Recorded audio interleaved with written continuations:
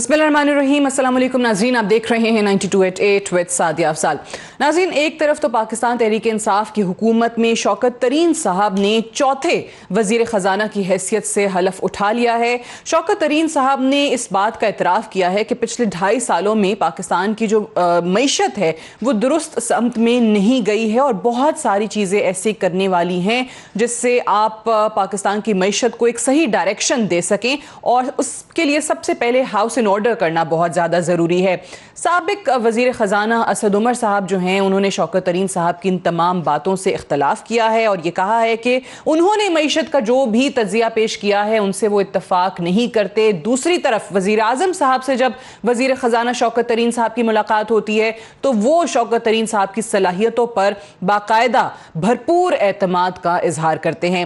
पाकिस्तान की मईशत के हवाले से ऑब्वियसली बात करेंगे।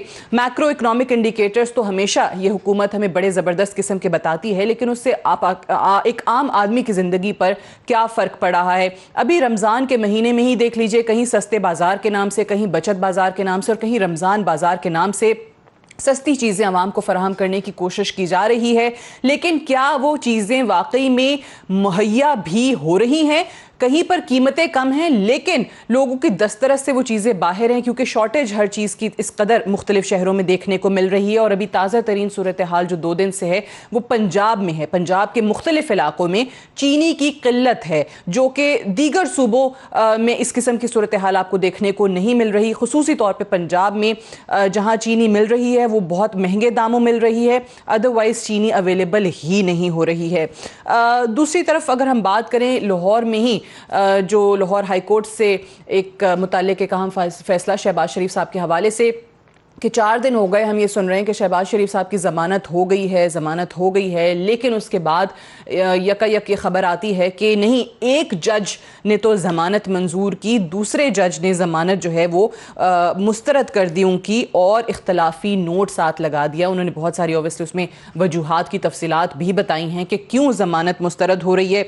इस पर हुकूमती मौक़िफ़ भी सामने आ रहा है। शहबाज गिल साहब जो वज़ीर आज़म के मुआविन ख़ुसूसी हैं, उन्होंने भी कहा कि तमाम रहनुमाओं ने, लीगी रहनुमाओं ने झूठ बोला और वक्त से पहले ही उन्होंने खुशी का इजहार कर दिया और ये तासुर देने की कोशिश की अभी इख्तलाफी नोट के आने के बाद कि शायद कोई पाकिस्तान तहरीक इंसाफ की हुकूमत ने फैसले तब्दील करवाए हैं या वो असरअंदाज हो रहे हैं, तो हमारा इससे कोई लेना देना नहीं है। इन्हीं तमाम चीज़ों के हवाले से आज के प्रोग्राम में हम बात करेंगे। हमारे साथ चौधरी मंजूर अहमद साहब मौजूद हैं, सीनियर रहनुमा पाकिस्तान पीपल्स पार्टी के।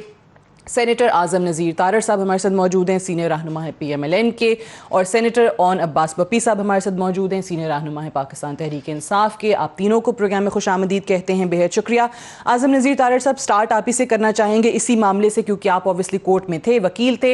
ये हुआ क्या है जो चीज़ सब तक ये पहुँची कि जी ज़मानत हो गई है शहबाज शरीफ साहब की, उस दिन कैसे नहीं पता चल सका, या 2-4 दिन गुजर जाने के बावजूद कैसे पता नहीं चल सका कि एक जज ने इख्तलाफी नोट लगाया है या उन्होंने दरखास्त मुस्तरद की है? जी, मेरे लिए भी ये बहुत हैरान कुन बल्कि तकलीफ दह सूरत हाल है। देखिए, जो अदालती कार्रवाई है उसमें अगर शफाफियत और गैर जानबदारी निकल जाए तो जाहिर है एग्जेक्टिव और अदलिया में फ़र्क ख़त्म हो जाता है। सारे पाकिस्तान ने देखा कि 14 अप्रैल को 12:20 पे जब कोर्ट ने राइज किया और उन्होंने कहा कि हम अभी ऑर्डर सुनाते हैं, उसके बाद अदालती अमले के ज़रिए वहीं पे अनाउंसमेंट की गई 12:20 के करीब के 50-50 लाख के मुचलकों के एवज़ ज़मानतें, क्योंकि शहबाज शरीफ साहब के अलावा 3 दीगर लोगों को भी ज़मानत मिली थी, उन बेचारों का पता ही नहीं है कि वो कहाँ पे उनकी ज़मानतें गई। उसके बाद पूरे पाकिस्तान के मीडिया ने इसको रिपोर्ट किया, शाम को टेलीविजन प्रोग्राम्स हुए, मैं खुद 1-2 प्रोग्राम्स में मौजूद था। अगले दिन के अखबारात में मुकम्मल तौर पे उसकी कवरेज आई। लाहौर हाई कोर्ट की वेबसाइट के ऊपर स्टेटस आता है केसेस का, जो स्टेटस केस का आ रहा था उसके मुताबिक बेल अलाउड लिखा हुआ आ रहा था। उसके बाद एक रजिस्टर होता है वहाँ पे जिसे हम पेशी रजिस्टर कहते हैं, उस पर भी बेल अलाउड है। जुमेरात को भी ये सूरत हाल थी। जुमा के रोज जब हम पता करने के लिए गए कि 24 घंटे 36 घंटे गुजर गए, अभी तक ऑर्डर क्यों नहीं मिल रहा, तो बताया गया कि तफसीली ऑर्डर आएगा तो आपको दिया जाएगा। और फिर ये कहानियां गर्दिश करने लग पड़ी। मुझे तो दुनिया अखबार के जरिए पता चला, वहां पे लिखा था कि जो जूनियर जज हैं वो इख्तलाफी नोट लिख रहे हैं। मेरे लिए भी ये हैरानकुन बात थी, क्योंकि हमेशा जजमेंट इसी तरह अनाउंस असजद घुराल साहब का। तो उस हवाले से मैं ये समझता हूँ कि ये बड़ी अफसोसनाक सूरत हाल हुई। अब तो मैटर क्योंकि रेफरी को रेफर कर दिया जाएगा, लेकिन बेल मैटर्स में कोई इतनी ज्यादा रॉकेट साइंस इन्वॉल्व नहीं होती कि उसमें इतने ज्यादा अरसे के लिए इस पे सोचो विचार की कोई जरूरत थी। अच्छा, मैं बिल्कुल इत्तफाक करता सादिया, अगर ये उसी शाम को या जब हम अच्छा, एक चीज मुझे ये बताएं आजम नज़ीर तारिर साहब, ठीक है, ये चीज बताएं कि आप जब अदालत में मौजूद थे तो ऑब्वियसली जस्टिस सरफराज डोगर ने तो जमानत मंजूर कर ली। जो जस्टिस अरशद साहब हैं जिन्होंने ये दरखास्त मुस्तरद की है, क्या उस वक्त उनकी तरफ से ऐसी कोई बात भी सामने नहीं आई थी जिससे ये इंडिकेशन मिले कि वो रिजेक्ट करने की जानिब जा रहे हैं या इख्तलाफ रख रहे हैं जस्टिस सरफराज से? देखिए, बज़ाहिर तो कोई नहीं थी, लेकिन अगर हो भी तो मेरा सिर्फ एक पॉइंट है कि जब अनाउंस कर दिया गया कि जमानत हो गई और पूरे पाकिस्तान में से, मुझे तो शहबाज गिल साहब की वैसे ही उनकी जो बातें हैं मैं तो कभी उन्हें सीरियसली लेता नहीं हूँ, क्योंकि उन्होंने तो एक सबक पढ़ा हुआ है कि मुखालफत बराए मुखालफत, और वो हर चीज उन्होंने ऑपोजिशन को थोपनी होती है। भाई बात ये है कि ये सारे पाकिस्तान ने देखा है कि 14 अप्रैल से लेके 17 अप्रैल की सुबह तक जमानत मिली हुई थी, और फिर वो खबर यकायक आई इस हफ्ते वाले दिन सुबह को कि इख्तलाफी नोट लिखा जा रहा है। अदालती काम इस तरह नहीं होते। रिजल्ट अनाउंस था, अगर नहीं थी तो आपको फौरी तौर पे क्या टीवी चैनल्स को और मीडिया को कुछ तरदीदी बयान आया रजिस्ट्रार की तरफ से या हाई कोर्ट के जो सही आप कह रहे हैं कि वेबसाइट पे भी ये फैसला मौजूद रहा, वहां पे भी कोई तब्दीली नहीं आई अगर इख्तलाफी नोट सामने आ रहा था? मैं पहले जरा चौधरी मंजूर साहब से भी पूछ लूं। ठीक है, सेनेटर ऑन ऑब्वियसली बताएंगे जो हुकूमत का मौक़िफ़ है इस पे, जिस तरीके से आज भी बात की जा रही है, लेकिन चौधरी साहब आपने क्या अपनी इतने अरसे की सियासत में ऐसी चीज़ें कोई देखी हैं कि अब तो ऑब्वियसली मामला रेफरी जज के पास चला गया, लेकिन ये जो जमानत मंजूर होने से जमानत मुस्तरद होने तक का सफ़र था, ये कैसा रहा आपकी नज़र में इन 4 दिनों में? बहुत शुक्रिया सादिया। पहले तो मैं एक बड़ा अपनी पार्टी का जूनियर आदमी हूँ, मुझे तो आप सीनियर रहनुमा ना कहा करें, मेरा ओहदा ले लिया करें ताकि बाकी लोग साहब हमारे लिए तो हैं आप सीनियर, बड़े ये अलग बात है कि बड़े जूनियर जो हैं पार्टी में थोड़े ऊपर चले गए, लेकिन आपकी जगह जो है वो है। मेरी पार्टी के अंदर मुझसे बहुत सीनियर लोग हैं जिनसे मैं आज भी सीखता हूं और मैं उनकी बहुत इज्जत करता हूं। दूसरी पार्टियों में भी मेरे से बड़े सीनियर लोग मौजूद हैं। दूसरी गुजारिश ये है कि मुझे एक अजीब, मैं कुछ आज एक और प्रोग्राम में भी मैं उसको लफ्ज़ों में ढाल नहीं पा रहा, लेकिन जो मैं एक बतौर सियासियात के तालिब इल्म के तौर पर जो मुझे महसूस हो रहा है, ये मेरी फीलिंग है कि हम किसी बड़े तसादम की तरफ बढ़ रहे हैं। मुझे एग्जैक्ट नहीं पता, लेकिन मुझे ये लग रहा है, जो कुछ मैंने पढ़ा था कि जब नीचे से बहरान इस कदर गहरा हो जाता है और वो हिट करता है नीचे से, तो ऊपर ना सिर्फ इदारे आपस में फट जाते हैं, रूलिंग क्लासेस फट जाती हैं, बल्कि हर चीज़ जो है वो बाहम दस्तों गिरेबां नज़र आती है। मुझे ऐसी मतलब आप यूं समझें कि मुझे ऐसी कैफियत महसूस होने लग पड़ी है। जैसे भुट्टो साहब का इस केस का जब मैंने सुना तो मुझे भुट्टो साहब का केस की मिसाल नज़र आई कि अगर आजम नज़ीर तार साहब ज़्यादा बेहतर बता सकेंगे, अगर इख्तलाफ हो जाए, यानी अगर 4 जजेस जो हैं वो सजाए मौत दे रहे थे सुप्रीम कोर्ट के और 3 जजेस उनको रिहा कर रहे थे, और अगर 3 जजेस उनको उनकी उम्र कैद को भी बहाल रखते तो एक्सट्रीम सजा नहीं दी जा सकती थी, तो उनको दी गई। यहाँ पे भी कुछ उससे मिलती जुलती कैफियत है। वो जज साहब गुराल साहब का मैंने पढ़ा है, उन्होंने कहा जी कि मैंने जब उनको कहा कि मैं आपसे इत्तफाक नहीं कर रहा हूँ तो उन्हें अनाउंस नहीं करना चाहिए था। यानी ये अजीबो गरीब कैफियत है। अपोजिशन आपस में लड़ रही है, हुकूमत और हुकूमती इत्तेहाद आपस में लड़ रहे हैं, इदारे आपस में लड़ रहे हैं, तो ये मुझे तो लग रहा है कि हम किसी खौफनाक तसादम की तरफ बढ़ रहे हैं। मुझे एग्जैक्ट नहीं समझ आ रही कि वो क्या हो सकता है, लेकिन सोसाइटी उसकी तरफ तेजी से जा रही है। और उसकी और भी आप मिसालें देखेंगी, जैसे काजी फायज ईसा साहब बैठे हैं और वो अपने जजेस से अपने जो उनके कुलीग हैं उनसे इंसाफ मांग रहे हैं। अब हमारा देख लें पीडीएम का किस तरह से शिराजा बिखरा है किस तरह से बिखेरा गया है, किस तरह से तोड़ा गया है। आप हुकूमत को देख लें, अगर पीडीएम ना टूटती तो आज तो हुकूमत कहीं नहीं थी, ना सूबे की हुकूमत थी ना मरकज की हुकूमत। जितने लोग इनकी अक्सरियत है दोनों जगह पे, वो लोग तो अलहदा करके बैठे। ये तो किसने तोड़ी? ये पीटीआई, ये सेनेटर ओन अब्बास साहब ने तोड़ी है पीडीएम? नहीं, पीडीएम को जो लीड कर रहे थे उन्होंने तोड़ी है, किसी और ने थोड़ी तोड़ ली। वो वही जिम्मेदार है शायद खान अब्बासी ने नोटिस बिल्कुल सही। तो आपने बात ऐसे की ना, कभी हम उसने तो मेरा ख्याल है ऐसे समझा जैसे हम कोई मुलाजिम है। सेनेटर ओन अब्बास साहब, ये जरा फरमाइएगा, अब चौधरी साहब को नहीं समझ आ रही तो हमें कैसे समझ आएगी? किस किस्म के इंतशार या किस किस्म के तसादुम की तरफ हम जा रहे हैं जिस तरीके से मुल्क में चीजें हो रही हैं? मैंने हुकूमत की सॉरी, मेरे छोटे भाई हैं, मैंने हुकूमत की बात नहीं की, मैं रियासत की बात कर रहा हूँ। हाँ, रियासत इदारों का आपने जिक्र किया, बिल्कुल। पहले जी ओन अब्बास साहब जी, बीबी पर मैं जरा रिस्पॉन्ड कर लूँ जरा हाई कोर्ट वाले केस की तरफ, अगर तो, ताकि दोनों कोलीग्स ने इस पर इशारा किया। इसमें 3 पॉइंट्स हैं जो बहुत इंपॉर्टेंट है समझने की। पहले तो केस की जो नौयत है वो थोड़ा सा एक्सप्लेन कर दूं। हुआ ये था कि 2000 के बाद से लेकर 2018 के दरमियान ये एसेट बियॉन्ड मीन का केस है, जो कि शहबाज शरीफ पे था कि उनके जो असासे हैं वो उनके मीन्स नहीं थे, उस हिसाब से बढ़ गए। यानी कि उनके अगर असासे डिक्लेयर 1998 में 1 करोड़ के हुए थे तो इस वक्त वो 53 करोड़ असासों के मालिक हैं। और दूसरा उन पे केस था कि उनके अकाउंट में टीटी आई थी। ये टीटी का प्रोसेस मैं समझाना 1 मिनट में सिर्फ समझा दूंगा कि 2007-8 में ना एक पाकिस्तान में ट्रेंड आया था कि जितने अमीर लोग होते थे उनके पास जितना काला धन था, ब्लैक मनी था, उसको वाइट करने का जो सबसे बेहतरीन जरिया था वो टीटी करने का था। वो टीटी कैसे होते थी कि एक जो मनी चेंजर्स होते, उन्होंने टीटी बॉयज रखे होते थे।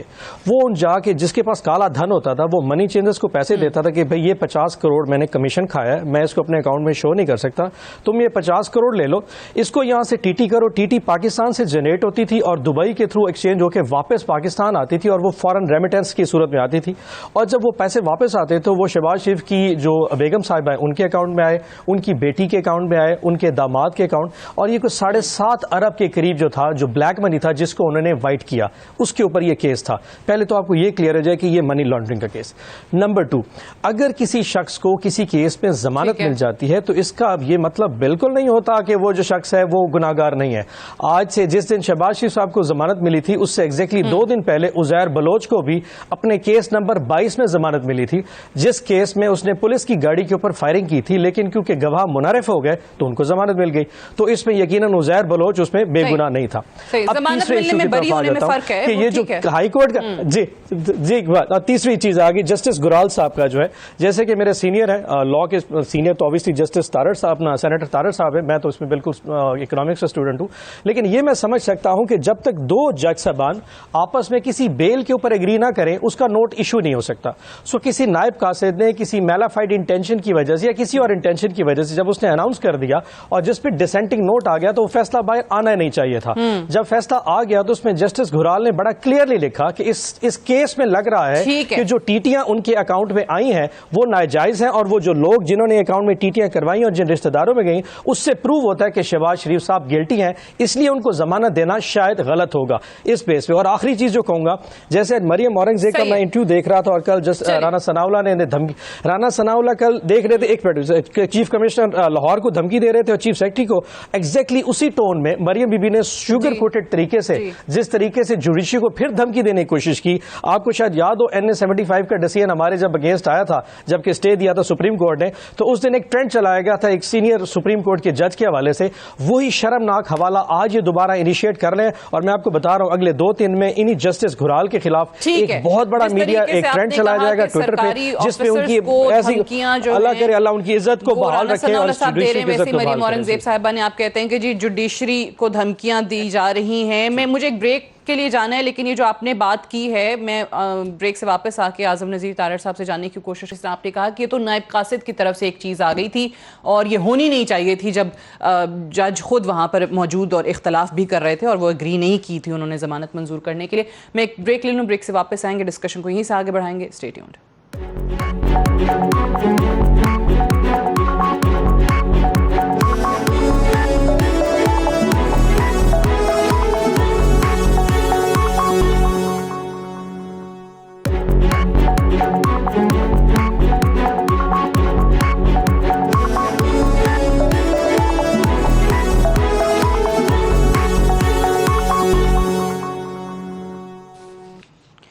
वेलकम बैक प्रोग्राम में एक बार फिर से खुशामदीद। आज़म नज़ीर तारिर साहब, दो चीज़ें, एक तो ये कहा कि सरकारी अफसरान को कई धमकियां दी जाती हैं आप लोगों की तरफ से और कभी जुडिशरी को धमकियां देते हैं आपके लोग, और दूसरा कि ये फैसला जजेस ने नहीं, वो कहते हैं ये तो नायब कासिद ने सुनाया था जिस पर आप लोग इतना खुश हो गए। मैं इस पे बस हंस ही सकता हूँ, इससे ज्यादा मैं कुछ नहीं कहूँगा।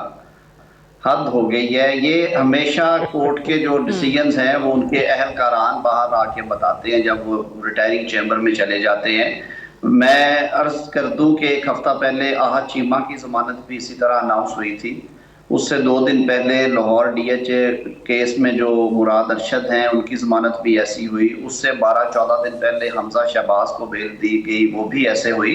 और मैं 28 साल तजर्बे की बात कर रहा हूँ। हमेशा ये होता है, कई दफ़ा कोर्ट में कर देते हैं, कई दफ़ा कोर्ट में इसलिए नहीं सुनाते कि कोर्ट्स खचाखच भरी होती हैं पॉलिटिकल केसेस में, तो लोग फिर गले मिलना शुरू हो जाते हैं और मुबारकें और वो सारा सिलसिला, कोर्ट का डेकोरम खराब होता है। भाई बात ये, अगर जमानत नहीं थी हुई तो 14 अप्रैल को 15 अप्रैल को आपकी जमात में तो पहले ही इल्जाम है कि फैसला पूरा पढ़े बगैर समझे बगैर मिठाइयां बांट देते हैं, मुबारकबादें दे देते हैं। नहीं ना, वो तो जो आया बाद में पता चला। लेकिन सादिया आप खुद बताएं कि आप रोज टीवी देखते रहे हैं, कुछ पहले 2-3 दिन कोई ये बात आई कि जमानत नहीं दी गई, 50 लाख के मुचलके लेके बैठे रहे लोग वहां पे।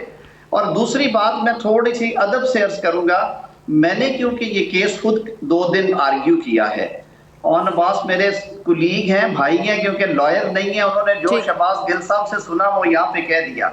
शहबाज शरीफ के अकाउंट में एक टीटी नहीं आई, उसके फैमिली के अकाउंट्स की टीटीज की उन्होंने जस्टिफिकेशंस दे रखी हैं, मैंने वो नहीं थी देनी, यानी शहबाज शरीफ ने। ये क्रिमिनल लॉ का असूल है। और जो बेल ग्रांटिंग ऑर्डर पे ये सारी बातें लिखी हैं, उसमें उन्होंने ये भी लिखा हुआ है कि जब पहले इन्हें गिरफ्तार रखा गया, इस इंक्वायरी में जानबूझ के उनकी गिरफ्तारी नहीं डाली गई ताकि बवक्त जरूरत इनको दोबारा गिरफ्तार किया जाए, और ये मैनाफाइड है नैब की। इसी तरह सुप्रीम कोर्ट और हाई कोर्ट के 16 केसेस का हवाला दिया जस्टिस डोगर ने, और फिर इन्हें बेल ग्रांट की। अभी केस खत्म होने में 1 साल बाकी है, और उस पर भी उन्होंने लेटेस्ट सुप्रीम कोर्ट जजमेंट्स दी कि किसी शख्स को प्री ट्रायल इनकार्सरेशन, अभी बेल, ये खुद कह रहे थे जी उजैर बलोच के इनको बेल मिली। ये बताइए कि अगर 1 साल बाद शहबाज शरीफ बरी हो जाते हैं इस केस में, तो लीडर ऑफ ऑपोजिशन होते हुए, MNA होते हुए, एक 70 साल के बुजुर्ग शहरी होते हुए उन्हें जो 2 साल की जेल कटवाई गई है, उसका मदावा क्या है? क्या उसके बदले फिर नैब के उहदेदारान जेल में रहेंगे?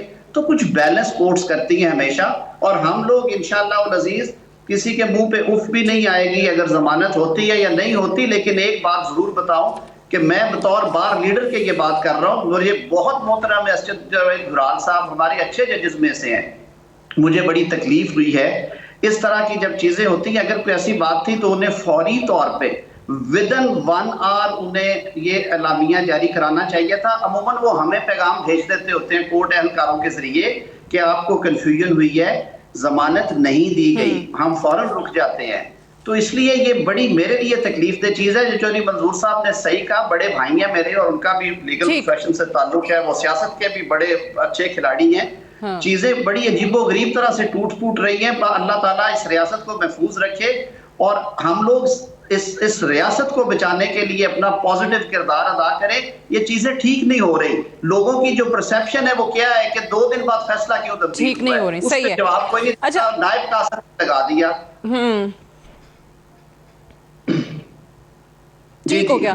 अब मुझे चौधरी साहब ये जिस तरीके से आपने भी बात की कि रियासत के हवाले से और इदारों के हवाले से जो चीज़ें हैं, आज़म नज़ीर तारिर साहब भी यही बात करें कि चीज़ें ठीक नहीं हो रही। अब दूसरी तरफ की अगर आप बात करें, हुकूमत की बात करें, तो वो सारे का सारा मलबा जिस तरीके से अभी ये राना सनाउल्लाह साहब का बयान आया, जिस तरीके से उन्होंने धमकियां दी वहाँ के कमिश्नर लाहौर को, चीफ सेक्रेटरी पंजाब को, फिर जुडिशरी के हवाले से जो ऑन अब्बास साहब बात कर रहे हैं कि जी उनको धमकियां दे दी जाती हैं।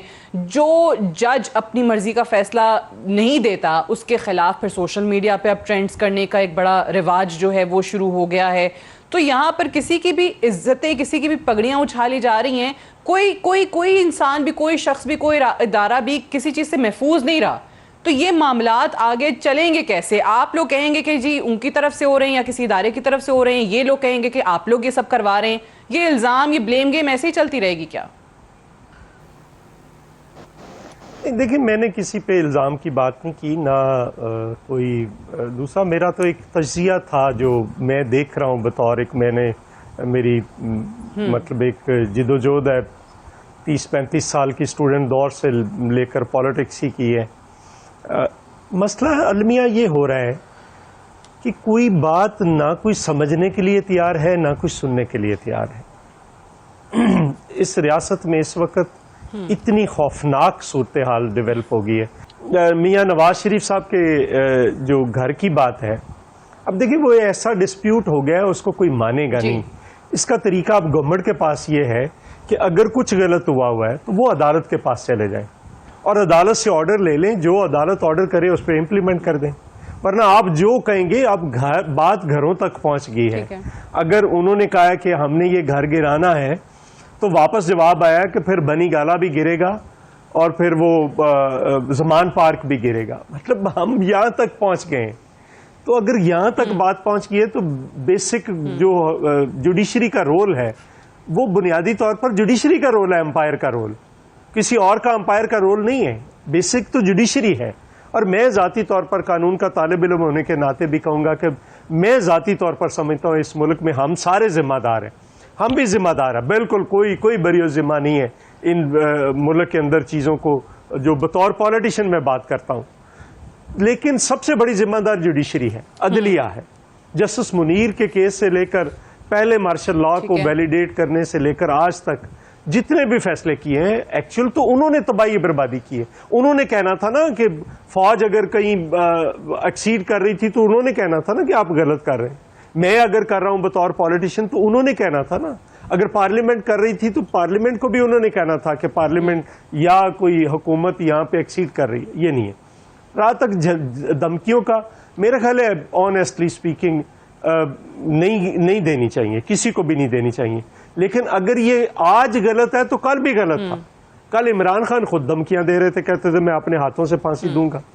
तो अगर मुझे आज किसी ने पूछा जी उनके खिलाफ दहशतगर्दी का पर्चा, मैंने कहा अगर आज देंगे तो कल वाली तकरीरों पे भी हो जाएगा। नहीं होना चाहिए, ये बातें नहीं कहनी चाहिए। ये अच्छी बात ये हो कि हम ना कहें, बिहेव करें सारे लोग, लेकिन नहीं हो रहा तो उसके नतीजे के तौर पर ये सारी सूरत हाल डेवलप हो रही है। नहीं हो पा रहा, बिल्कुल इस हुकूमत को तो कोई समझ नहीं आ रही। सही है। अच्छा, ये जो आपने घर गिराने वाली बात की ना, इस पे नवाज साहब ये जो बात की गई कि भाई अगर चंद लाख रुपए दे के बनी गाला का घर जो है वो रेगुलराइज हो सकता है, और यही जिस तरीके से जाती उम्रा या राइवेंड वाली उनके घर का, उनकी अराजी का, उनकी जमीन का ताल्लुक है, वो कहते हैं बिल्कुल इसी तरीके से जमान पार्क वाला जो घर है वो भी अलॉट हुआ हुआ है। फिर वहां पे ये डबल स्टैंडर्ड्स क्यों हैं? ये सवालात तो जायज़ हैं। किस तरीके से आप सेटिस्फाई कर सकेंगे ऑपोजिशन को कि ये कार्रवाइयां आखिर क्यों हो रही हैं? ठीक है, इसके लिए हमें इन दोनों केस को समझने की ज़रूरत है। मैं पहले बनी गाला पे इसलिए रोशन था क्योंकि प्राइम मिनिस्टर साहब का इशू है। प्राइम मिनिस्टर साहब का जो घर वाली जो पहाड़ी है, जो बनी गाला है, उसका इशू जोनिंग का था। जोनिंग का मतलब ये होता है कि ये जो घर है या जो उनकी प्रॉपर्टी है ये किस जोन में फॉल करती है। क्या ये सीडीए की टेरिटरी आती है या रावलपिंडी डेवलपमेंट अथॉरिटी की टेरिटरी में आती है? उस जोनिंग की वजह से उसके दो इफेक्ट्स होते हैं कि जैसे आप नॉर्मली घर बनाने जाएं तो उसमें यह होता है कि आपने फ्रंट पे 5 फुट सड़क छोड़नी है, साइड पे 10 फुट की जमीन छोड़नी है, बैक साइड पे 20 फुट छोड़नी है। वो लॉज एप्लीकेबल हो जाते हैं। वो जोनिंग का इशू था और पूरे बनी गाला पे था। सिर्फ प्राइम मिनिस्टर की उस जमीन के ऊपर था। पूरा बनी गाला एक बहुत बड़ी आबादी है जिसको रेगुलाइज किया गया। जहां तक है जाती उम्रा का इशू, ये सरकारी जमीन का इशू था और इसमें मैंने बड़ा क्लियरली कहा था कि 1989 में, 1979 में और 1992 में एक खातून ने ये जमीन एक चिट्ठी के थ्रू, एक डिप्टी सेक्रेटरी रेवेन्यू चिट्ठी है, उसने चिट्ठी लिखी थी एक पटवारी साहब को कि ये जमीन इस फलानी खातून के नाम पे ट्रांसफर कर दें। उस बीबी ने फिर ये 2 रजिस्ट्रियों के जरिए ये जमीन ट्रांसफर कर दी शमीम बीबी के नाम, जो कि मियां साहब की वालदा थी, और फिर उस जमीन में चलती गई। अब यहाँ पे इनका जो टोटल घर है वो 1500 कनाल पे मुहित है, जिसमें से 839 कनाल की जो टोटल जमीन है जो कि औकाफ की जमीन थी वो उस बीबी के नाम और 3 और लोगों के नाम शिफ्ट की गई। बीबी का जो टोटल शेयर बनता था, जिन्होंने फिर शमीम बीबी को फरोख्त किया, वो 350 कनाल के करीब जमीन थी जो इन्होंने इनको बेच दी। तो पंजाब गवर्नमेंट का पॉइंट ऑफ व्यू है कि जो आपकी 1500 कनाल की टोटल अराजी है उसमें से 350 कनाल जमीन सरकार, दोनों वो जो 400 कनाल जमीन है वो सरकार की जमीन है, जो कि आखिरी सादी बीवी सिर्फ आखिरी चीज सिर्फ आखिरी चीज उस पर सिर्फ पॉइंट ये है कि वो जो 400 कनाल जमीन आपके पास है वो आपने गलत तरीके से परचेज की है, उस शख्स के पास टाइटल डॉक्यूमेंट नहीं था। और दूसरा, जहां तक गिराने की बात और वो कंटेनर है, बीबी दुनिया में कौन सी ऐसी जगह जहां कंटेनरों से इराजी गिराई जाती है, घर गिराई जाती है, वहां उसके लिए बल्डोजर इस्तेमाल होते हैं। तो हमारी इंटेंशन कोई नहीं थी। अब इन्होंने स्टे ले लिया जिसकी पेशी 28 अप्रैल को है, हम वहां जाके कंटेस्ट करेंगे, लेकिन ये केस बनता मेंबर बोर्ड ऑफ रेवेन्यू का है, कोर्ट का केस नहीं बनता। हम उसको कंटेस्ट करें, उसमें जो कोर्ट का फैसला आएगा इंशाल्लाह उसी तरह चलेंगे। जातियात का इशू नहीं, ये आपकी और मेरी और हुकूमत पंजाब और हुकूमत पाकिस्तान की उन गरीब आवाम की जो जायदाद है उसका इशू था। सिंपली स्पीकिंग ये चीजें तो बिल्कुल सही है। आप तीनों के हवाले से, और जाहिर है सियासी जमातों का जब भी जिक्र करते हैं हमेशा ये चीजें चलती हैं, इल्जामात भी लगेंगे, अपोजिशन जो है वो हुकूमत को ब्लेम करेगी, हुकूमत जो है वो अपोजिशन को बहुत सारी चीज़ों पे ब्लेम करेगी। हम रोज़ ही ये सुनते हैं कि जी हमें सियासी इंतकाम का निशाना बनाया जा रहा है, लीडरान की ज़मानतें होती हैं, उनके केसेस चलते हैं, ये भी हम बहस करते ही रहेंगे। लेकिन इस वक्त जिस चीज़ पर मैं सबसे ज़्यादा बात आज करना चाह रही थी, जिसका जिक्र कल के प्रोग्राम में भी हमने किया था, जो इस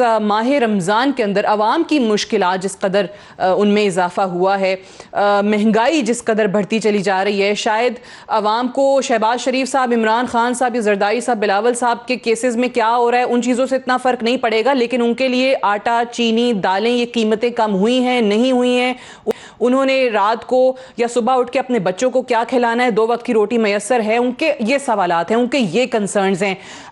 चीनी के हवाले से बहुत ज़्यादा इस वक्त शिकायत हैं, स्पेशली पंजाब में, कि लोगों को नहीं मिल पा रही हैं, और जहां मिल रही है वहां महंगी कीमत पर मिल रही है। कुछ शहरों में हमारे रिपोर्टर्स ने बात की है आवाम से, वो आपको ज़रा सुनाते हैं और फिर इस पर अपने मेहमानों से बात करेंगे। जी, अभी हम घर के साजो सामान के लिए इधर आए हैं, तो हमने देखा है माशाल्लाह कि हुकूमत के इक़दाम बहुत अच्छे हैं, अशिया हैं वो भी वाफर मकदार में मौजूद है। आटा चीनी आराम से मिल रही है, कोई किल्लत नहीं है। बाहर चीनी 85 रुपए किलो है, यहाँ 65 है, फ़र्क है। पहले से ठीक है, अभी रमज़ान में सही में नहीं, ऐसा तो कुछ भी फील नहीं हुआ, वही रेट चल रहे हैं चीज़ों के, कोई फ़र्क नहीं मिला। नहीं, यहाँ पे कोई नहीं, भाई इन्होंने रेट लिस्ट लगाई हुई है, उस हिसाब से अपने हिसाब से चल रहे हैं। जो रेट बाजार में वहाँ गली में मिल रहा है वही रेट यहाँ मिल रहा है। पापड़ एक छोटी सी चीज़ है, वहाँ पे 25 रुपए पाव, यहाँ 50 रुपए दे रहे हैं। फिर घर के करीब से ना खरीद ले बंदा, इतनी गर्मी में क्यों आए। बचत बाजार, नाम का बचत बाजार है, लूट रहे हैं। ज्यादा फर्क नहीं, 19-20 का फर्क है। रेट कम नहीं है, वही है, आप बाहर दुकानों से ले लें या यहाँ से ले लें, बात एक ही है। नहीं, लीमू तो हम लेते रहते में नहीं लिए, जरूरत भी थे, बहुत महंगे हैं। बाकी चीज़ों में फिर भी कुछ हो रहा है, गुजारा ठीक है। नहीं, वैसे तो बाहर के हिसाब से तो बहुत सस्ता है। आलू अब 100 में 3 किलो दे रहे हैं, लेकिन बाहर जब 50 के करीब आलू दे रहे हैं किलो। तकरीबन कोई 10% का तो फर्क आ रहा है नजर आम मार्केट में और ये मॉडल बाजार में। दालें जरा कम है, दालें अब एक चने की दाल मिल रही है, ना चना मिल रहा है क्योंकि चना चाट के लिए जरूरी होता है, वो भी नहीं मिल रहा, तो कुछ चीजों की शॉर्टेज है। मेन मसला तो ये आटा और चीनी का बना हुआ है, चीनी मिल भी नहीं रही, वो देखा है मैंने, वो लेने लगी हुई है, अभी तो शुरू नहीं किया उन्होंने। उस हिसाब से देखो महंगाई तो है, लेकिन बाहर आम जो है ना मार्केट से बेहतर है। और गवर्नमेंट ने जो मैयर्स लिए हैं वो इतने सफिशिएंट नहीं है कि वो लोगों के लिए बेहतर हो। क्या करें फिर, नॉर्मल बंदा आप कहाँ जाए, हर जो चीज़ को हाथ देते हैं वही हर चीज़ महंगी मिलती है। चीनी ले लो, कोई और चीज़ ले लो, घी है तो सब महंगाई जा रही है। किलो से ज़्यादा सामान आपको देते नहीं है, वही सामान अगर आप आम दुकान से लेने जाते हैं ना, तो वो आपको 120-130 रुपए से कम मिलता नहीं है, जिसका हमें फायदा नहीं। कम से कम 1.5-2 घंटे जलील होते सिर्फ किलो सामान के लिए। जैसे एक फैमिली जिसके 3 से 4 बच्चे होते हैं ना, उसको जो किलो चीनी या किलो जो घी है ना, वो मेरे ख्याल में 3 से 4 दिन नहीं चलता, जिसका हमें फायदा ही नहीं है। ओवरऑल जो आटा, चीनी और घी है, जो गवर्नमेंट का रेट है वो नहीं मिल रहा हमें, वो इसलिए कि वो है ही नहीं है, स्टोरों पे ही नहीं है। यूटिलिटी स्टोर पे ना चीनी मिलता है, ना उनको आटा मिलता है, ना उनको घी मिलता है। अगर एक चीज़ उनको दो तो 4-5 चीज़ें उनको और ज़बरदस्ती थाम देते हैं, वो जो इनकी ज़रूरत की होती नहीं है, कि जी आप साथ ये लेंगे तो आपको 2 किलो चीनी मिलेगा, अगर ये नहीं लेंगे तो ये पैकेज आपके लिए है ही नहीं। तो सरकारी रेट जो 80 रुपये फी किलो है, अभी बाजार में जाओगे दुकान में आपको 100 रुपये से भी ऊपर रेट पे आपको मिल जाएगा। 100 रुपए बाजार का रेट है और 80 रुपए यूटिलिटी स्टोर का रेट है, लेकिन मिले तब मिलता नहीं। मसला ये इतना भरा हुआ है कि हम लोग उसको देख भी नहीं सकते हैं। शर्म आनी चाहिए इनको, ना कोई चीज मिल रहा है, मांग रहे हैं तो वो उसके साथ एक आटे का बोरी दे रहे हैं तो 500-600 का सामान और दे रहे हैं। कुछ भी कोई सस्ता नहीं है, नाम का खाली इमरान खान कह रहा है कि सस्ता बाजार है। कोई चीज सस्ती नहीं है, कोई चीज ना कुछ भी नहीं है, कुछ नहीं। आप खुद देखें कहाँ है, और ऊपर ट्रक के ऊपर रखा हुआ सामान वो अपनी मर्जी से देते हैं। ये नहीं है वो नहीं लो, ये नहीं लो, वो नहीं, ये इस तरह तो नहीं होता है। ये तो खाली ड्रामा है और कुछ भी नहीं है, कुछ भी नहीं है। चीज़ें जिस पे सब्सिडी दिए गए वो मिलते नहीं, न चीनी मिलता है, न आटा मिलता है, आम ज़रूरत की चीज़ें वो नहीं मिलते। ये मुख्तलिफ शहरों से आवाम की राय है जो इस वक्त महंगाई से परेशान है। आप इनको रमज़ान बाज़ार का नाम दें, सस्ते बाज़ार या बचत बाज़ार, जो भी कहा जाए। चीनी जिस की हमने पहले बात की थी कि जो ओपन मार्केट में 95 से 120 तक मिल रही है मुख्तलिफ जगहों पर, जबकि इसका जो सरकारी रेट मुकर्रर हुआ है वो 85 है, और जो सब्सिडाइज्ड रेट है चीनी का वो मुख्तलिफ यूटिलिटी स्टोर्स में और रमज़ान बाज़ारों में 65 से 68 रुपए है। लेकिन वहां पर जो सब्सिडाइज्ड चीजें हैं, चीनी और दीगर अशिया, वो मुहैया ही नहीं हो पाती आवाम को, क्योंकि शॉर्टेज इस कदर ज्यादा है, कीमतें जहां कम है वहां चीजें मिल नहीं रही हैं। और आपने यहाँ कुछ शहरों में लोगों ने ये भी कहा कि यूटिलिटी स्टोर्स में अगर आप कोई चीज सस्ती लेने जाएं भी तो वो आपको एक्स्ट्रा 500-600 की खरीदारी मजीद करनी पड़ती है, तो उस पर आपको जाकर चीनी मिलती है। और कुछ रमजान बाजारों के अंदर ये सूरत हाल है कि वहां पर खवातीन बुजुर्ग 2-2 घंटे 3-3 घंटे लंबी लंबी कतारों में लगे हुए हैं, और में उनको 2 किलो चीनी का थैला पकड़ा दिया जाता है और कहा जाता है कि 2 किलो से ज्यादा आपको नहीं मिल सकती है। तीनों मेहमानों ने ये पैकेज देखा है। ब्रेक लेंगे, ब्रेक से वापस आएंगे, उनसे इस पे बात करेंगे। Stay tuned.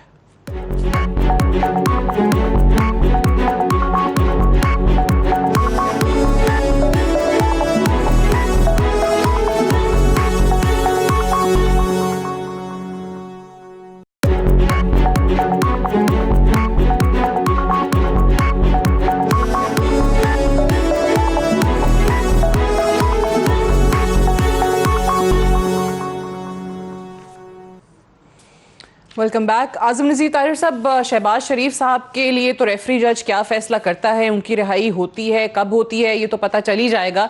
अवाम के ये जो इश्यूज हैं महंगाई से मुताल्लिक, इनसे अवाम की रिहाई कब हो पाएगी? ये बड़ी तकलीफ से बात है सादिया। हम तो पहले दिन से ये बात कर रहे हैं कि जो मिस गवर्नेंस है गवर्नमेंट के पार्ट पे, और जो कन्फ्यूजन्स हैं और जो यकसुई नहीं है, उसकी वजह से ये सारा कुछ हो रहा है। पिछले 2.5-3 साल से तजर्बे पे तजर्बा हो रहा है। कभी वजीर खजाना बदल दिया जाता है, कभी सेक्रेटरी खजाना तब्दील कर दिए जाते हैं, कभी गवर्नर स्टेट बैंक बदलते हैं। भाई बात यह है कि कोई यकसुई हो, आप कोई ठहराव के साथ काम करें। जिस मिजाज के साथ ये कायदीन, हमारे जो हुकूमती कायदीन हैं, वो माइक पे खड़े होते हैं कि मार दो, उठा लो, डाकू को फंदा दे दो, फलां कर दो। आप राना सनाउल्लाह की बात कर रहे थे, जो जुबान इस्तेमाल होती रही है पिछले 5 साल में, वो इससे ज़्यादा संगीन थी। मैं तो खुद बहुत ज़्यादा तकलीफ और कर्ब में हूँ। हमारे इर्द गिर्द लोग काम करने वाले, मैं तो सड़क पे दिन गुजारते हैं हम लोग जो वकला हैं, हमारे इर्द गिर्द गरीब लोग काम कर रहे होते हैं। जो 20-25 हज़ार लेके जाता है महीने का प्राइवेट सेक्टर से, वो मुझे समझ नहीं आ रही कि वो गरीब अपना घर कैसे चलाता है। और यही वजह है कि ये जो मुआशरे में वायलेंस बढ़ रही है, डिप्रेशन बढ़ रहा है। अल्लाह माफ़ करे, अल्लाह मेरे मुंह में खाक कि एक लावा पक रहा है, और ये अल्लाह माफ़ करे किसी दिन ये फट ना जाए। अब गरीब आदमी की हालत ये है कि उसे जो बेसिक सी गंदम है वो रोटी खा के अचार के साथ गुजारा कर लेता था, चाय की प्याली बना के उसमें चीनी डाल के अपना एनर्जी लेवल ठीक कर लेता है। ये चीजें भी जब गरीब आदमी से छीन ली जाएंगी, और हम लोग बैठे हुए यहाँ पे ऐवानों में और ये टॉक शोज में हम बात कर रहे होंगे कि जी फैसला गलत नहीं हुआ, स्केल्स ठीक है, जस्टिस के नहीं है, गरीब आदमी को इससे गलत नहीं है। ये शायद आवाम का कंसर्न नहीं है। जब आवाम को रोटी नहीं मिल रही होगी, चीनी नहीं मिल रही होगी, लाइनों में रोजे की हालत में वो 3-3 घंटे खड़े रहेंगे 2 किलो चीनी लेने के लिए, तो आवाम को बाकी चीजों से फर्क नहीं पड़ेगा। और मैं समझता हूँ कि खान साहब ने ये कहीं से ये नया ये फलसफा तैयार किया, या उन्हें किसी ने समझाया है कि आप लोगों को नॉन इश्यूज में उलझा दो, सारी ऑपोजिशन को पकड़ के जेलों में डाल दो, रोज तकरीर किया करें।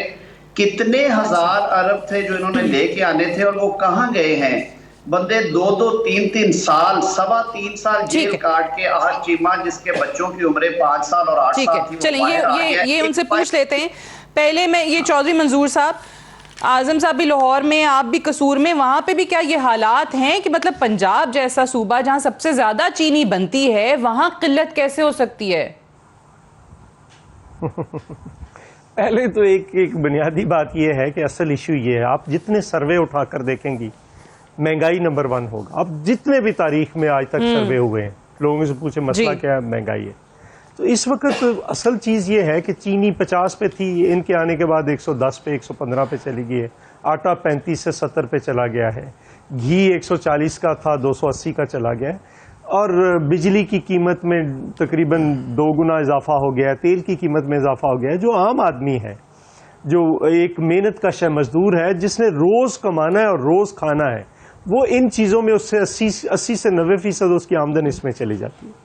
और इनके पास कोई प्लान नहीं है, कोई विजन नहीं, प्लान नहीं है, कोई चीज़ नहीं है। ये अब शौकत तरीन को लेकर आए हैं, अगर पहले नाकाम हुए हैं तो ये नाकाम तरीन वजीर खजाना होगा, क्योंकि पॉलिसी वजीर खजाना की नहीं होती, पॉलिसी गवर्नमेंट की होती है। मैं कल पढ़ रहा था जो न्यू कंसेंसस आया है IMF का, उसमें कर्जों के मुतल्लिक और बहुत सारी चीजें, लेकिन इस मुल्क में किसी को होश है कि वो देखे कि क्या पॉलिसी शिफ्ट क्या है और उस पर क्या करना है। एक और जुल्म हुआ है इस मुल्क के अंदर, ज़िया-उल-हक के दौर में और मियाँ साहब के दौर में। जो मिलें थी, खासकर जो चीनी की मिलें थी, मेरे यहाँ पे पत्तों की मिल थी, मियाँ साहब की होती थी, मियाँ साहबान की ये चूनिया शुगर मिल पत्तों की सरकारी थी। वहाँ पे गन्ने का रेट ठीक था, गन्ने का तोल ठीक था, पैसे टाइम पे मिलते थे, और गवर्नमेंट के पास एक वाफर मिकदार में चीनी मौजूद होती थी। जब ये कार्टल्स बनते थे वो छोड़ देते थे चीनी, और कार्टल्स नाकाम हो जाते थे। आपने वो प्राइवेटाइज बेची, औने पौने दामों घी की मिलें बेची, आपने सीमेंट की मिलें बेची, और ये सारी जो तबाही की है उसका नतीजा आज क्या है कि आप सब कुछ उन कार्टल्स के हाथ में चला गया। और गवर्नमेंट के पास कोई प्लान नहीं है। ये चीनी, ये आटा, ये स्मगल हुआ है अफगानिस्तान के रास्ते आगे सेंट्रल एशियन स्टेट्स को।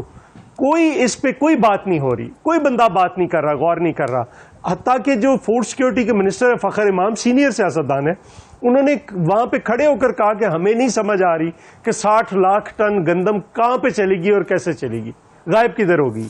और अगर उनको ये समझ नहीं आएगी तो किसको समझ आएगी? ठीक है, तो अलमिया असल ये है कि महंगाई लोगों का मसला है। अगर महंगाई कंट्रोल नहीं होती तो बाकी सारी चीजें ये जो हम टीवी पे रोज आकर तमाशे लगाते हैं, ये बड़े मजे की बात है, इनसे कोई गरज बिल्कुल ठीक है, इन चीजों का कोई फायदा नहीं होगा, आप जितनी मर्जी बहस कर लें। बाकी हाँ, अब सेनेटर ऑन अब्बास साहब, एक सवाल। अब देखें, महंगाई है, आपके अपने अक्सर लोग भी आकर मानते हैं, इतराफ करते हैं, लेकिन मुझे हैरत इस चीज़ पर हो रही है कि अब आपका चले नया वजीर ख़जाना तो आ गया, शौकत तरीन साहब आ गए, उन्होंने आके बहुत सारी चीज़ें बताई कि हमें हाउस इन ऑर्डर करना है, हमें IMF की डील के साथ ये बात करनी है, ये नहीं करनी है, 2.5 सालों में ये दुरुस्त पे चीज़ें नहीं गई हैं, मईशत इस वजह से तबाह हुई है।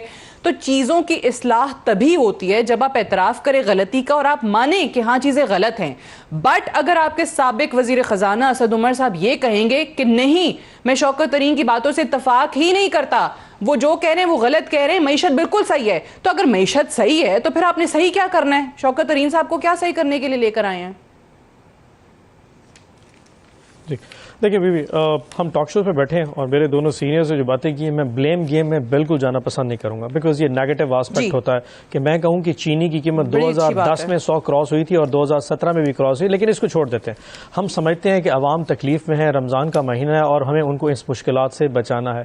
बट आपको एक जर्नल, मैं असद उमर साहब के कमेंट से पहले एक जर्नल समझाने करूँगा। जब 2018 में हमारी गवर्नमेंट आई थी, क्योंकि मैं एक छोटा सा खुद इकोनॉमिक्स का स्टूडेंट हूँ, जब हमारी गवर्नमेंट आई थी तो हमारे पास 2 डिसीजन थे। या तो आप पॉपुलर डिसीजन कर दें कि आवाम को खुश करने के लिए वक्ती तौर पे स्टीरॉयड पे कौम को लगा दें, या प्रोग्रेसिव किस्म की इकोनॉमिक पॉलिसी लें। प्रोग्रेसिव इकोनॉमिक पॉलिसीज ये होती हैं कि आप फर्दर कब्जे अपना लोन जो है ना, वो लोन बाहर से लेना बंद कर दें। अपने यहाँ पे जो पॉलिसीज है, टाइट मॉनेटरी पॉलिसी चलाएं कि आपने जो MNA MPS को PSDB में से फंड देने हैं वो उनको बंद कर दें, और उसके बाद मेजॉरिटी आपका पोर्शन बाहर जो है ना कर्जों की अदायगी में जाना चाहिए, ताकि एक दफा 2021-22 तक मुल्क जो है ना वो अपने पांव पे खड़ा हो सके। और जो पॉपुलर पॉलिटिक्स थी वो ये थी कि आप लोन लेते जाएं, उसको खर्च करें, उससे क्या होगा, सड़कें बनते, नालियां बनती, लोगों की जो है ना आपके MNAs खर्चा करते, उससे एम्प्लॉयमेंट भी क्रिएट होती और शायद गुर्बत में भी कमी आती। लेकिन जो आपका मुल्क जो 2018 में जिस फिगर्स पे खड़ा था, यकीन जाने 21-22 के बाद हमने बिल्कुल बर्बाद हो जाना था, ये इकॉनमी फेलियर की तरफ जा रही थी। तो प्राइम मिनिस्टर ने एक बहुत सख्त किस्म का डिसीजन लिया, और कोई भी सियासतदान इस किस्म का सख्त फैसला नहीं ले सकता। यकीन जानिए, अगर मैं भी शायद जिंदगी में कोई इस तरह के फैसले कर लूं तो मेरी अपनी रूह काम जाएगी। यार, लोग तो हमें मतलब गुस्सा करना शुरू कर देंगे। उन्होंने कहा कि नहीं, मुझे इस पर टाइट मॉनिटरी पॉलिसी में जाना। अब जिस वक्त शौकत तरीन साहब तशरीफ ले आए हैं, अब मैं सर मुझे लेट मी रिस्पॉन्ड पहली चीज तो ये कि माने तो सही ना, गलती है 3 साल रखी है, मैक्रो इकोनॉमिक्स बेहतर हो गया। नहीं, गलत बिल्कुल नहीं किया। हफीज शेख साहब की पॉलिसी, जो हफीज शेख साहब की पॉलिसी थी, टाइट मॉनिटरी पॉलिसी, वो बहुत बेहतरीन थी। हम 1.5% इस वक्त जीडीपी स्टैंड कर रहे हैं। हमारा अंदाजा ये है कि 3% तक हम इंशाल्लाह जून में टच करेंगे और 2023 के इख्तिताम तक, जो उस वक्त हम अल्लाह करे इंशाल्लाह हमारी हुकूमत होगी, गवर्नमेंट उस वक्त 4.5% के ऊपर जीडीपी जा रहा होगा। बात बताएं, अभी जिस तरह रमजान का महीना भी और रमजान में आवाम की मुश्किलात में ज्यादा इजाफा हुआ है, चीजें मिल नहीं रही हैं या महंगी हो गई हैं, तो वजीर आजम ने एक ऐलान किया था आपकी कि जी जो हमारी टाइगर फोर्स है वो जाएगी, रेट जहां ज्यादा है वो नजर रखेगी। वो टाइगर फोर्स कहां गई आपकी? उन्होंने महंगाई कम करनी थी। मैं टाइगर फोर्स का तो खैर अपनी मौजूद है, अपनी जेब में जनरल बताऊं, जब भी किसी आइटम की राशनिंग की जाती है, चाहे वो शुगर हो चाहे आटा हो, उस पर लामाला एक प्रेशर बिल्ट हो जाता है, एक ह्यूमन साइकी है। अगर आपको पता हो ना कि आपने शुगर आज मिलनी है और आपने सोचा जी कल शायद ना मिल सके, आप फौरन ही 3 किलो 4 किलो लेना शुरू कर देंगे। जब ये टाइट किस्म की राशनिंग होती है ना, जो ह्यूमन साइकी है, उसमें फिर होर्डिंग का आंसर आना शुरू हो जाता है, वो थोड़ा सा प्रेशर बिल्ट कर देता है। अब कुछ लोग आज जैसे इंटरव्यू सुना रहे, कुछ लोग हमसे नाराज थे, कुछ खुश भी थे। जब इतनी बड़ी इकोनॉमी जब डील कर रही हो ना सब्सिडाइज में, ठीक है सर जी, ठीक है जी। तो फिर मुझे एक सादिया सिर्फ एक फिक्र करना है, अगर ये हाँ, अगर ये पहले साल 8,000 अरब कर लेते तो ना इनको IMF के पास जाने की जरूरत थी ना किसी और जगह। अब कर कुछ भी नहीं पाए। और एक गुजारिश थी, मेरे ये छोटे भाई हैं, प्राइम मिनिस्टर की फिगर ठीक करा दे। 35,000 अरब कर्जा दे दिया है तो टोटल तो 30,000 था, वो 5,000 जायद किसको दे बैठे हैं, वो वापस लें। उन्हें कहीं इस किस्म की जो सुनी सुनाई बातें उन पर यकीन ना करें। 35,000 अरब कहाँ से दे बैठे कर्जा दे दिया उन्होंने? नहीं, और मंजूर साहब 5,000 वो वापस दे दिए। सर इतनी बड़ी मंजूर साहब इतनी जो भर्तियां की है ना आपकी गवर्नमेंट है सर, जो पिछले 2 हुकूमतों में सर, उनकी पेंशन की पे करने के लिए कर्जे लेने पड़ते हैं सर। नहीं, ये फिगर ना सर, फिगर बिल्कुल ठीक है। मैं सिर्फ एक अर्ज कर दूं, सादी बीबी सिर्फ इस साल की फिगर आपको सिर्फ सादी बीबी लास्ट मिनट जी 10 अरब डॉलर, $7 बिलियन हम पे कर चुके हैं। अगले 3 महीने में $3 अरब हमने पे करना। और सेनेटर आजम नज़ीर तारिर साहब, आप तीनों का बेहद शुक्रिया प्रोग्राम में ज्वाइन करने के लिए। That's all for tonight. इजाजत दीजिए, खुदा हाफिज।